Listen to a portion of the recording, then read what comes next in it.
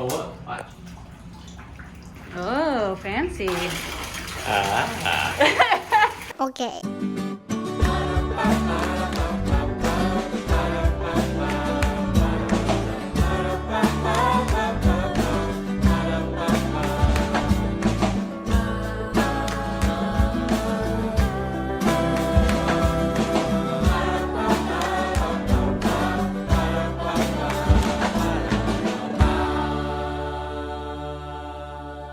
Hey everybody, so welcome to the video. We're actually recording this after this whole trip took place. So this video is our first day going to Mexico. We're gonna talk through a couple parts because on the last day of our trip, my phone, which took a good portion of the 80%? video, got destroyed, basically. Water damage. Destroyed in seconds. I was foolishly not backing up to iCloud Or anything. Phone was completely unrecoverable, so that's all gone. So we have what was recorded on Megan's phone, which was just part of the whole week in Mexico. So we're just gonna use what we have and talk through the parts where we missed stuff. No, before we even get started, I think we'll probably get questions. We were socially distanced and wearing masks for the whole thing, and when we needed to. Yeah, and we had to have a COVID test to come home, and we were COVID free. So we can, if you guys are wondering, like, what about spreading COVID? We didn't. We were COVID free. So. And we were careful. So no issues there. But yeah, we'll get started with us basically on the shuttle to the airport. All right. We're starting our trip. Besides our adoption trips, this is the longest we'll be gone, a full week. So we're excited. It's our 20th wedding anniversary celebration, almost 21st. And Mike's parents' 50th wedding anniversary. So we'll have a few days alone, and then everybody else from the family, his family, will come into town, all the siblings and their spouses and his parents. And we'll have a pretty grand old time. Yeah, looking forward to it. Started.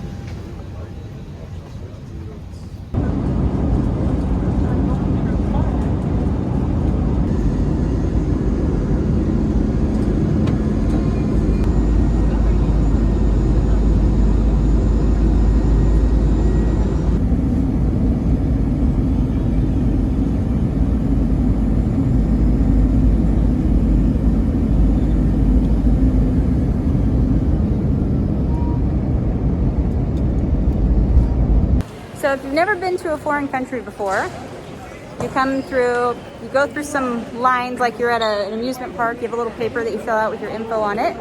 They ask you a few questions. You go through and you fill it all out, and then you just answer those questions. It's really simple. Show them your passport. I think they take a picture of you, though they may not tell you. And then here in Mexico, they check your bags to make sure you don't have any fresh food. Every country's a little different. And then now we're here picking up our rental car.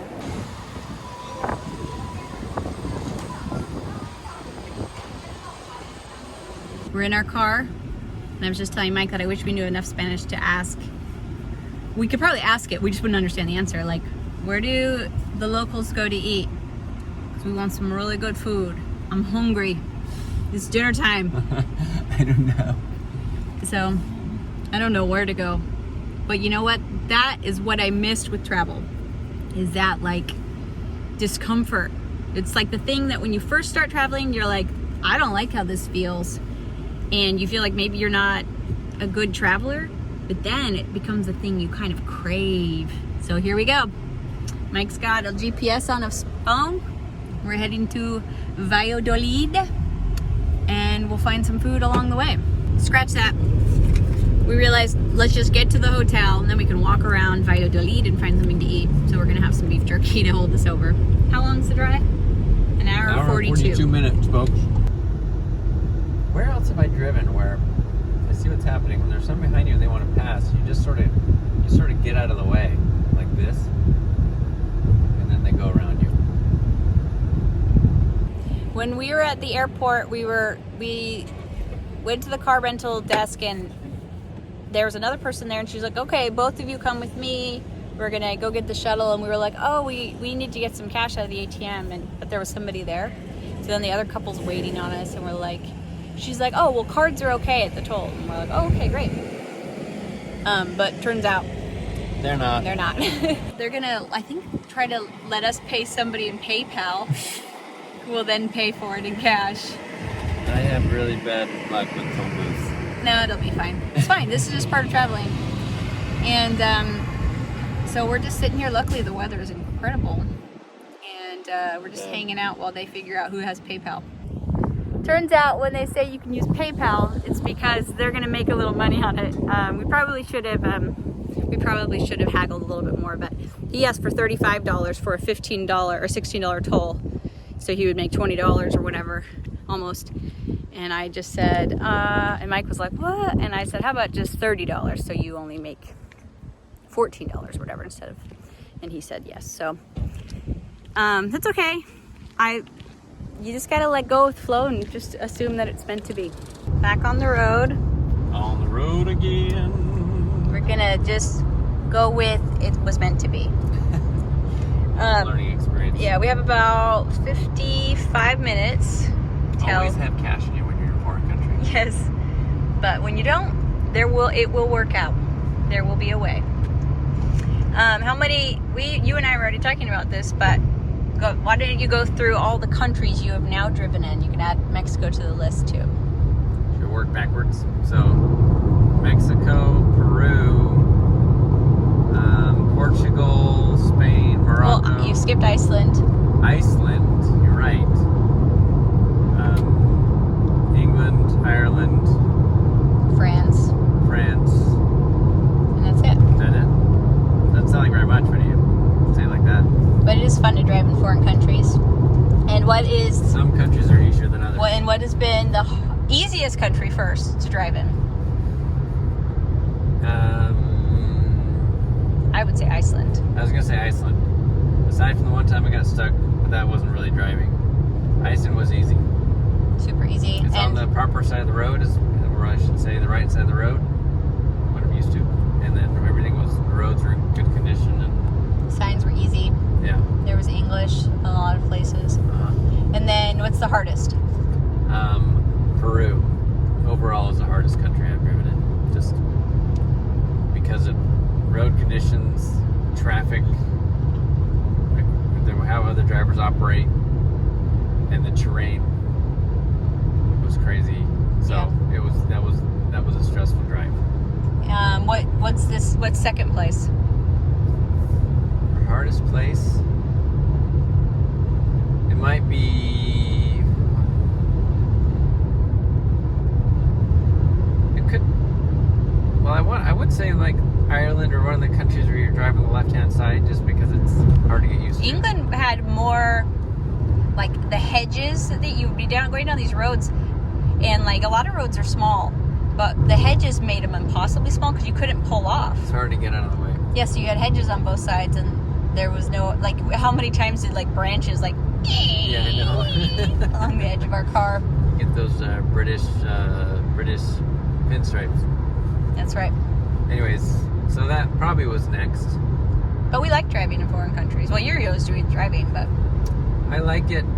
I think that there are some countries where if we go there, I will not.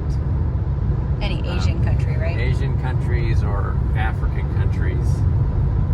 I think if we go there, we'll be doing either some sort of public transit or like hired driver sort of thing. Yeah. Because it's just way, way different. It's really different. It's really busy, and the stress isn't worth it to try to get around.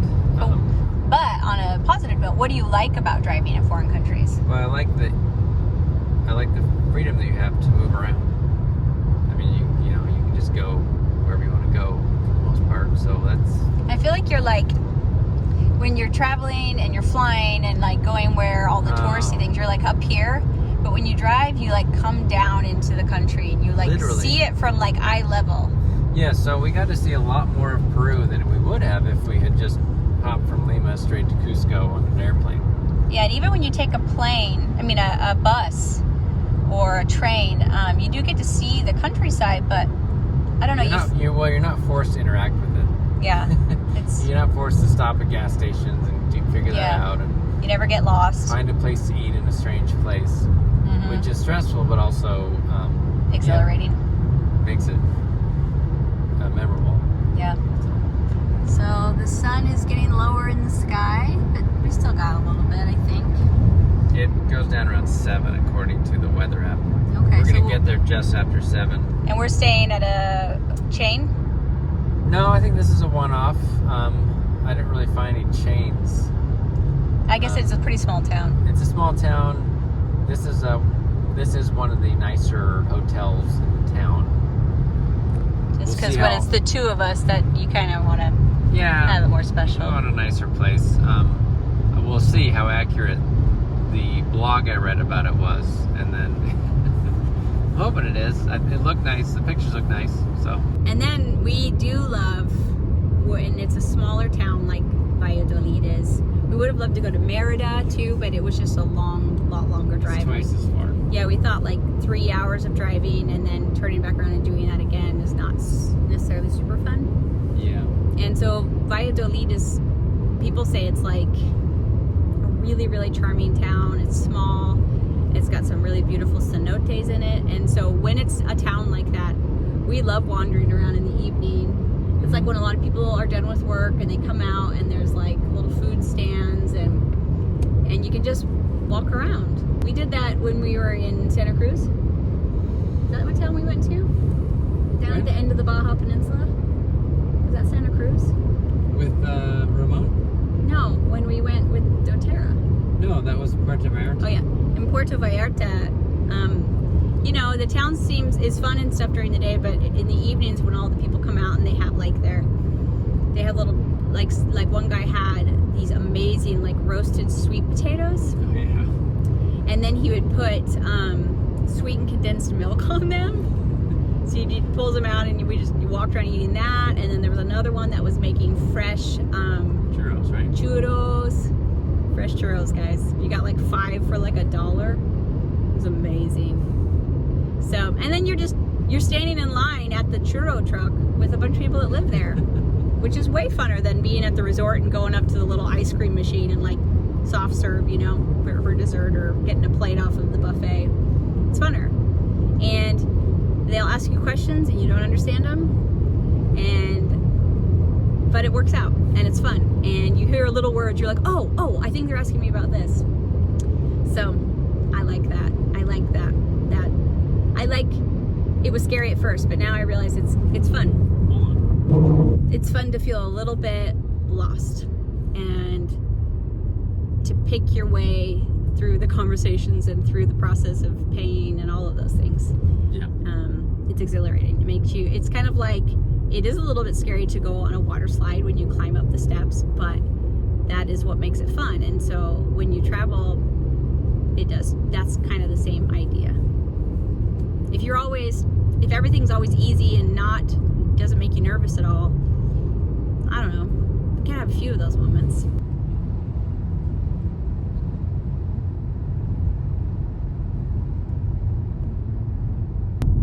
You can't see it, but the sun is big and orange over there. It's beautiful. Like a big orange. Beautiful. So we are here in Valladolid. I love saying Valladolid. What were you going to say? This hotel's coming right up. I don't know. This is like... Pretty legit. Is it 6? Let's hope not. No, it's us. This looks a lot like what was the town in the Amazon we went to? Puerto Maldonado. Puerto Maldonado in Peru. Very similar because of the landscape. Our first VW. Oh yeah. Those are all over the place. I love they're VWs. supposed to be. There's the hospital. I could go see a gynecologa. How do you say that here? Gynecologist? Gynecologist? I don't know. Estacionamiento Hotel. This is a historic Pellegrino? district. Centro Historica or something. Okay. I don't know. What's the name of our hotel? La Mouche. La Mouche. Muuch. Okay. There's some hotels here.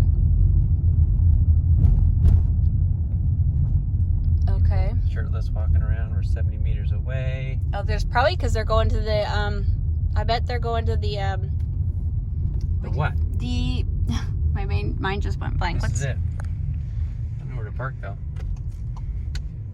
They're going to the cenote that's in the middle of town, right? Oh, maybe. Okay, well, this is it. Okay. Let's go see. So this is a pool right here? Oh.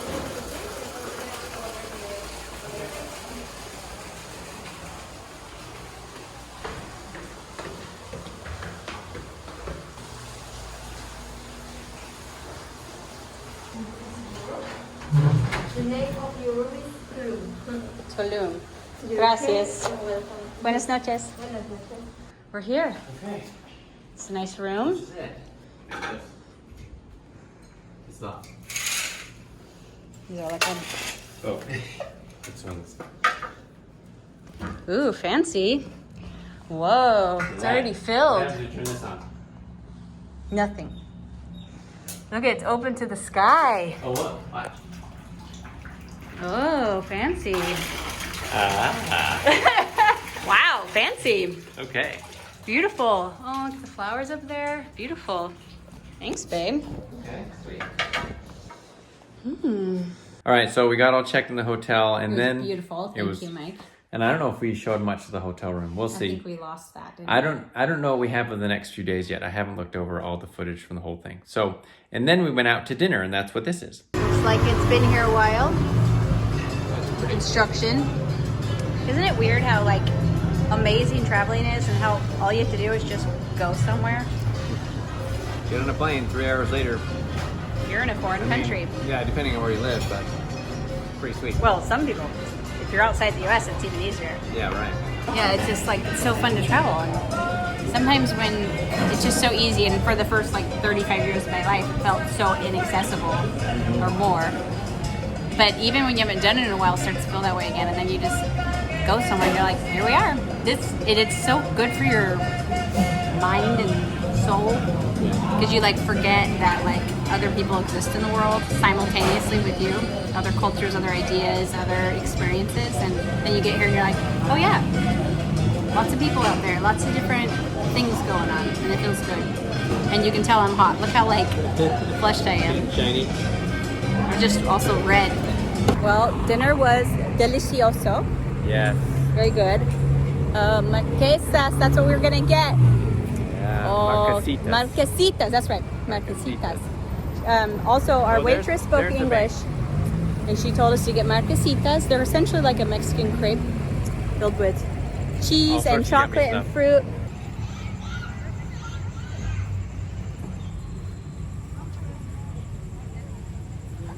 So Mike is ordering, but I got a mango,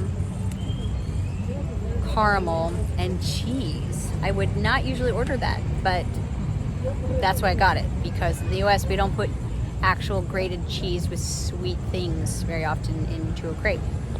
So I figured that's what the locals are getting. I'm gonna get it. So I imagine it's a very mild cheese, but I'm interested to try it. Dude, I love cheese, so I can't go wrong. I don't know what Mike decided. There was so many amazing ones that are obviously just like givens, like mango, strawberry, and caramel, or condensed milk, or banana and Nutella. I mean, and cream cheese, like things like that. That's an easy yes. So I decided to do something a little different, but I don't know what he decided yet. They only allowed one person per family in line.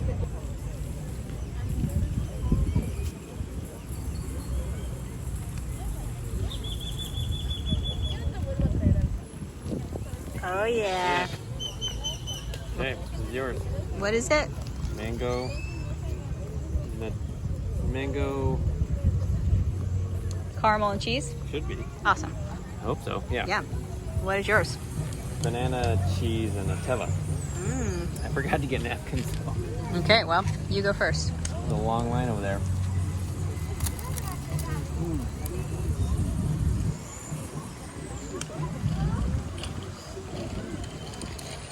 How's the cheese? Is it cheesy or just creamy? I think I might be a little further down. Okay. That was the very top.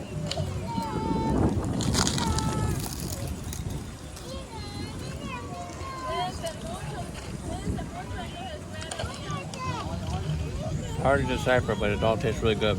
Well, yours is probably heavier flavors. I can taste the cheese. And Is it's it good? cheesy and it's good.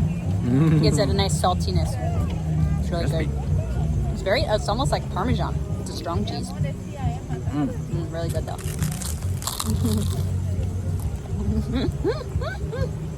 I can't feel you at the same time. And then that was the end of our day. We finished off eating those yummy marquesitas. Headed back, and that was it. We did end the video for that day, but obviously we lost that. So that's the end of the video. It was a beautiful day. I loved Valladolid. Yeah. Made me continue to love Mexico. The food was delicious. The people were friendly. Everything was beautiful. Right. The colors of Valladolid are amazing. Which we're going to show in the next video. So yeah, thanks for coming along for this one. And like, comment, subscribe, go to knorppandsouth.com, and we're going to see you on the next one. Bye. Bye.